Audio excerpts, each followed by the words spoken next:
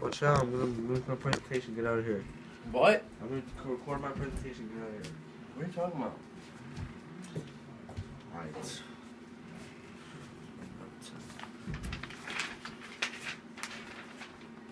Like, you know, we've all been to the stores, you know, maybe Walmart in the past, maybe one or 2 years, maybe once or twice, you know, maybe even more. I don't know how much you guys go out, but you know, maybe you have not.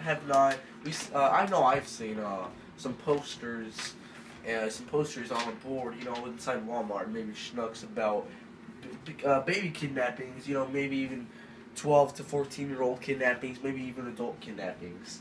You know, and to me, I find kidnapping very interesting, and this is why I picked a topic to talk about and to present to all my classmates. Now,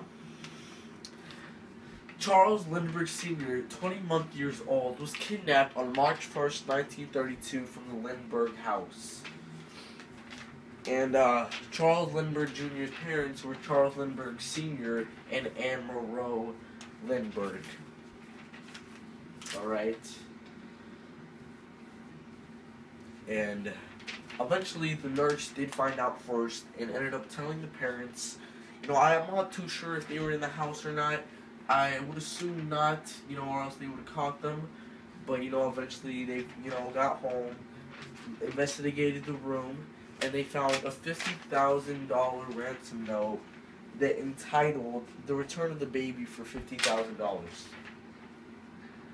Now, you might ask, why, you know, there's a bunch of kidnappings, you know, there's a bunch of cases for it, and why is this one so special?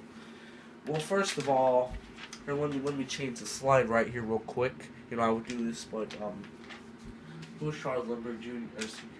Who is Charles Lindbergh Sr.? Well, he was a really famous aviator, you know, back in the 1930s, you know, really famous for what he did.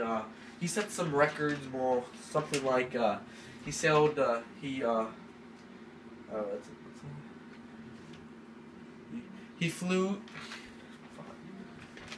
you know, he made many impressive trips, like make the first solo non-stop flight across the Atlantic Ocean on May 20 through 21st, 1927.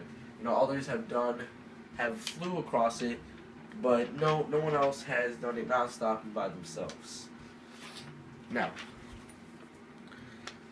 you know, after the parents find out, you know, obviously they called the parents, they called the police, sorry, my bad, they called the police, and they investigated the house, they investigated the premises around the house, you know, they found a broken ladder, and they found some footsteps, you know, in the mud, because, you know, I expect it was muddy around their house, you know, I don't know all of the story, but, you know, after the police were notified, you know, after the police were notified, the New Jersey State Police assumed charge of the investigation, and you know, they found traces of mud on the nursery floor. But eventually, through the hard work and dedication, they found out the kidnapper of the baby was found guilty on February 19, 1935. You know, I'll get to who that was in a second. But first of all, the most important part, I think one of the most important details of the story was the ransom notes that were left by, you know, the kidnapper, which didn't directly give them to, you know, the intermediary, which is like in between. I'll talk about that in a second. But the second note, alright, I still need to take notes on what to say.